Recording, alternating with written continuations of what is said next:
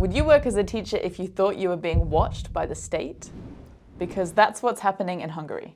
So, we wanted to make this video about the teacher shortage in Europe, and this shortage is hitting Hungary particularly hard. But while researching, we found out something we never expected to be happening within the EU. Government interference in schools that is making teachers afraid to speak out for fear of losing their jobs. They fired at least 12 or 13 teachers.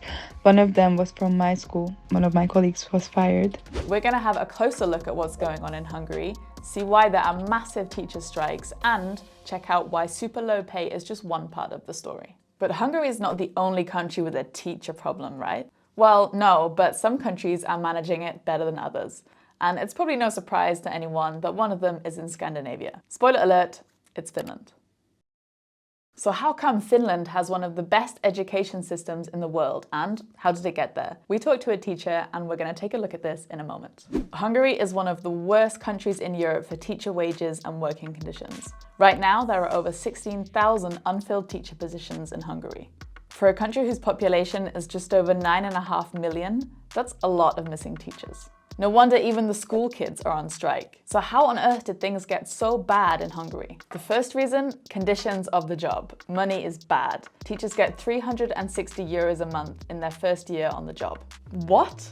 Would you work as a teacher for that? It wasn't easy finding teachers to speak out on this. Some were afraid of being fired if their school found out they'd talk to the media, so we're keeping them anonymous. They fired at least 12 or 13 teachers. One of my colleagues was fired, which wasn't fair considering, for example, I did as much civil disobedience and protests and strikes up until that point as her.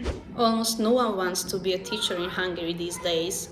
My salary is still 750 euros for a master's degree level. So it's very rare that you can be a teacher without a supporting background system, which is ridiculous considering we are adults with full-time jobs. I teach privately and also bartend at the weekends sometimes because of the low salary that we get. Okay, it sounds pretty tough, especially as Hungary's teachers are paid less than supermarket checkout workers. Secondly, we've got to talk about government interference in Hungarian schools. Actually, interference is kind of a polite way of putting it.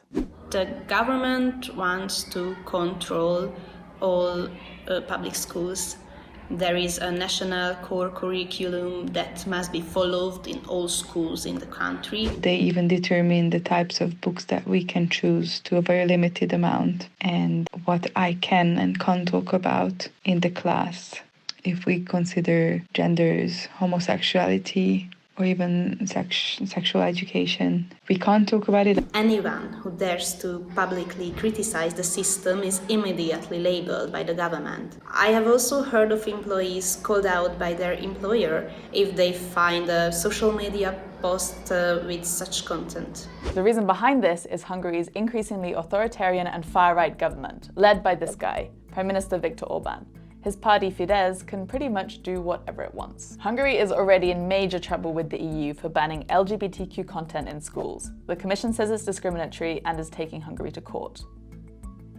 Now the government is cracking down on teachers' right to strike, and some of them are getting fired for civil disobedience if they go on strike anyway. A new bill, which is being nicknamed the Revenge Law, might make it possible to spy on teachers via their school computers. That's pretty creepy, right? So actually, things could get even worse for teachers in Hungary if this bill passes, and for students as well. The least attractive profession in Hungary right now, which is heartbreaking and tragic, considering how important this job should be. Teacher shortage will be increasing, so the rest of us have to work more and more. It is going to get worse due to the lack of respect.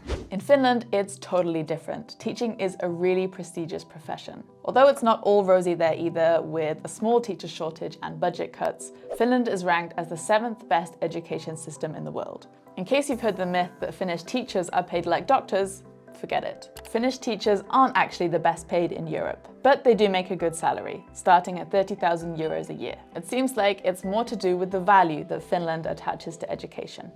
When I tell people I'm gonna be a teacher, they usually congratulate me and then they say that it's a hard profession. You can see that Finnish teachers have a lot of autonomy, and I think that is the most motivating thing at the teacher's profession, that you can decide so many things and you can try so many things. There's something else that makes Finland special. Its teacher training programs are really, really selective. Only around 1 in 10 students get in.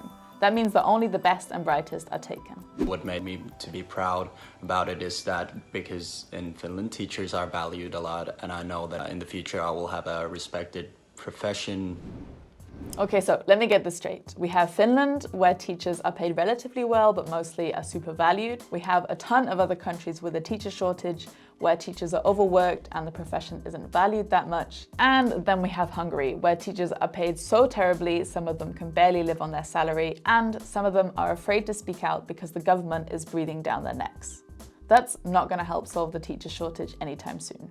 I feel like I can't save a dying system if the system's members don't want to save themselves. I don't want to be a sacrifice. I don't want to sacrifice myself. I would like to finish my 2 years with my student and then most probably leave the profession. Probably heartbroken because it was my dream to teach, to be a teacher in my former high school. Fair enough, no education system is perfect. But in Finland, there's one key difference to most of the rest of Europe.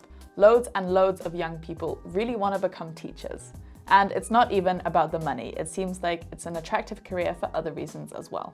What do you think countries should do to solve the teacher shortage? And do you think that teachers are valued enough in your country?